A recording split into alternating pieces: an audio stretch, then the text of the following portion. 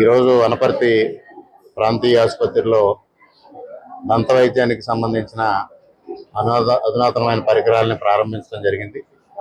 దాదాపు 10 లక్షల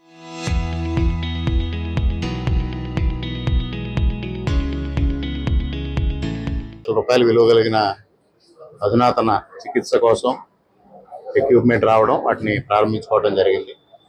ముఖ్యంగా ఈ ఆసుపత్రి గణనీయమైన సేవలు అందిస్తూ ఉంది. దాదాపుగా ప్రతిరోజు 500 మంది పేషెంట్స్ ఓపీలో ఉండడం, దాదాపు 16 మంది వైద్యులు ఓపీ చూడడం కూడా జరుగుతూ ఉంది. అదేవిధంగా సర్జరీస్ జరుగుతూ ఉన్నాయి. మిగిలిన కార్యక్రమాలన్నీ కూడా అద్భుతంగా జరుగుతూ ఉన్నాయి.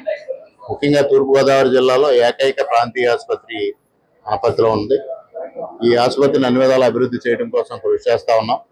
దీనిపైన బురద చల్లడం కోసం కొంతమంది సోలో వీడియోలు మాట్లాడడం జరుగుతూ ఉంది.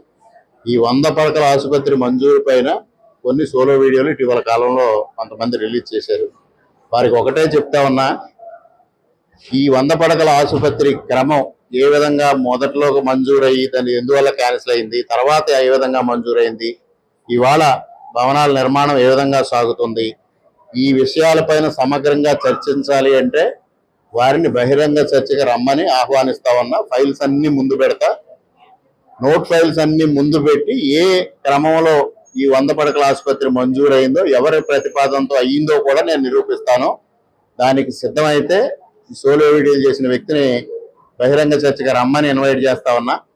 అదేవిధంగా ఇక్కడ ప్రాంతీయ ఆసుపత్రి ఏర్పాటు అయితే మనందరి వైద్య సేవలు నిలిచిపోతే మనందరం నష్టపోతాం వ్యాపార పరంగానే. ఈ సోలో వీడియోలో మాట్లాడిన వ్యక్తి ఐఎంఏ సమావేశంలో మాట్లాడింది వాస్తవం కాదా చెప్పమని డిమాండ్ చేస్తా ఉన్నా. మేము కట్టుబడి ఉన్నాం. ఈ ఆసుపత్రి అన్ని విధాలుగా అభివృద్ధి చేయాలి. ఇక్కడ ఒక క్యాన్సర్ సెంటర్ కూడా తీసుకురావాలి. ఎందుకంటే వారు క్యాన్సర్ దానిపైన కూడా అవాస్తవాలు మాట్లాడడం జరిగింది. సాక్షాత్తు ఒక వైద్యుడు అయి ఉండి ప్రజలను అప్రమత్తం చేయాల్సింది పోయి ప్రజలను తప్పుదారి పట్టించడం చట్టరీత్యా కూడా అది నేరం.